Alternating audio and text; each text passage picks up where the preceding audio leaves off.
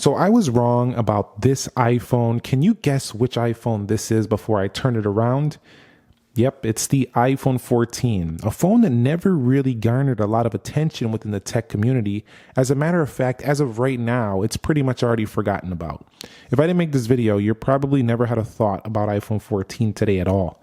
Maybe the 14 Pro Max, maybe a 14 Pro, maybe 15, 15 Pro. But the 14 and even the Plus models, to me, I've just noticed just not a massive love in the tech community. And there's a reason why, because people in the tech community really enjoy, tech upgrades and seeing innovation and advancements. And we're not seeing that here for the 14. We didn't see it for the 14, but the consumers seem to not care. Because this iPhone 14, and here's why I was wrong. I didn't predict this to be such a popular phone, but it outsold the 14 Pro Max. It was one of the world's best. I think it was the world's best selling phone in Q3, according to some reports. Yes, the vanilla iPhone 14 here was the world's best seller in Q3 2023. You would never think that, now would you?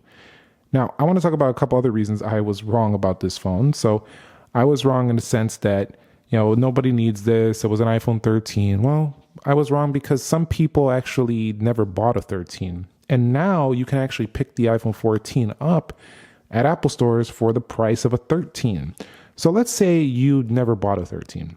You go to Apple store, you're like, I was going to buy a 13. Do they even sell the 13? Let me check. If you were going to buy a 13, yeah, they still sell it.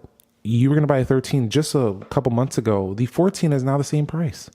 So 14, in the mind of a consumer, 14 is better than 13. They're probably just going to buy the 14 now that is cheaper. So that plays into it. Also, the iPhone 14 had ever so slightly better camera, ever so slightly better battery, but it's very, very slight. There was the same CPU. Personally, from a personal perspective, I never really enjoyed this phone. It was hard to talk about if there's any upgrades because there wasn't really any. And even extending the video out more than like 10 minutes was difficult because, the phone itself, I want to give it its fair due and give it its details, but there just wasn't much to talk about here with the iPhone 14. And to this day, there really isn't. The only reason I'm even considering making this video or made this video was because, I feel like I was wrong in the sense of the way I kind of bashed this phone initially, saying it was kind of not that great. It wasn't my favorite. I don't think it made my loser phone list of the year, but it definitely wasn't, it wasn't super exciting to me. But coming outside of my own perspective, clearly the consumers have disagreed. And I'm going to explain to you in this video why I think that is the case. Number one is the familiar and simple design of iPhone 14. It's basically iPhone 13, a phone everybody loved with different colors. So why wouldn't it sell? It's a lazy update. It really doesn't have to do anything tough or difficult because it's basically the same product that already sold well. So if it already works, why fix it? But in the sense of advancement, I think we should upgrade. We did that with the iPhone 15. That's why I really like the iPhone 15 way more than this. But I can still see why. People are familiar with it. They were already getting familiar with the notch. They were already familiar. They've been using Lightning port forever. So that's still there. And if you still want to stick with Lightning port, that's still there. This phone also brought eSIM only, so no more SIM card, but that didn't seem to bother people as they just wanted to be on the 14 model here. Also, the iPhone 14 has very good cameras. So even though the iPhone 14 is not really that special in a lot of areas, what it is special in is this stabilization action video. Now, action mode is a very important feature if you are in movement and you want to take some video and photo. So that's a nice change as well. Also, a very simple but very useful camera. While I do really prefer the iPhone 15's camera to this one all day, this one still had a very good camera that didn't have any focus issues, still 12 megapixel setup, so you don't have any blurring in the background. It's just easy consumer grade camera right here to use. Very good.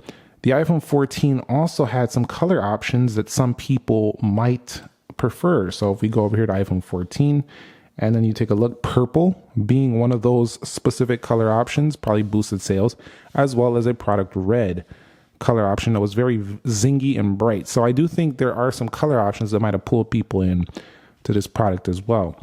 In addition, the iPhone 14, while retaining the same CPU, the A15 Bionic, has 6 gigabytes of RAM versus 4 gigabytes of RAM on the 13. So it's a longer lasting phone just because of that element alone.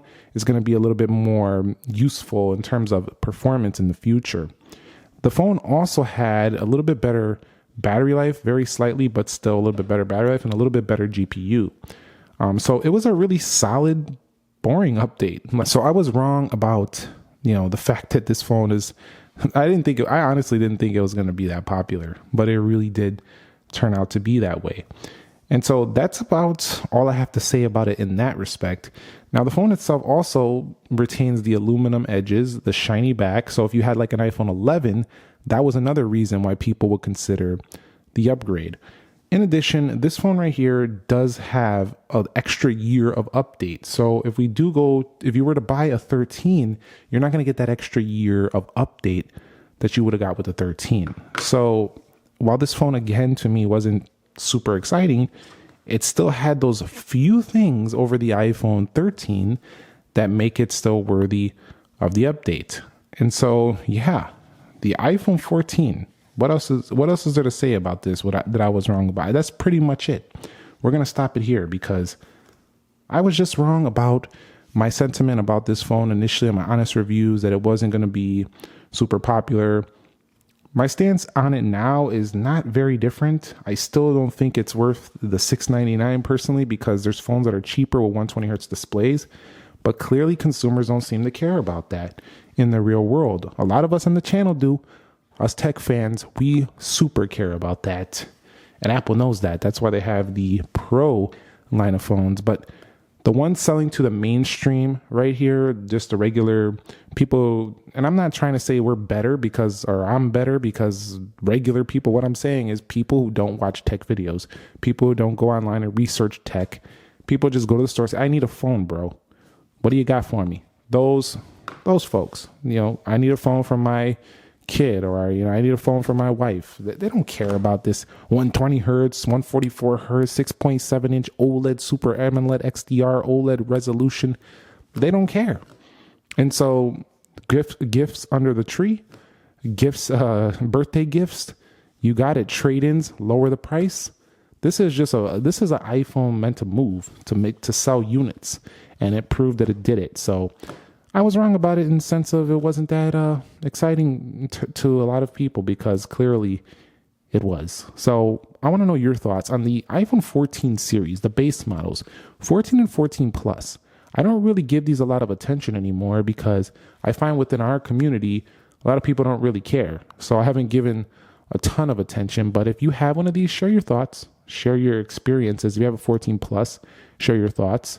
And if you recommend them or not, or if you plan to upgrade. I would like to know, if you're an iPhone 14 or 14 Plus owner, base models, what you've thought about it so far. I could really appreciate your perspective as well. We're just sharing perspectives over here.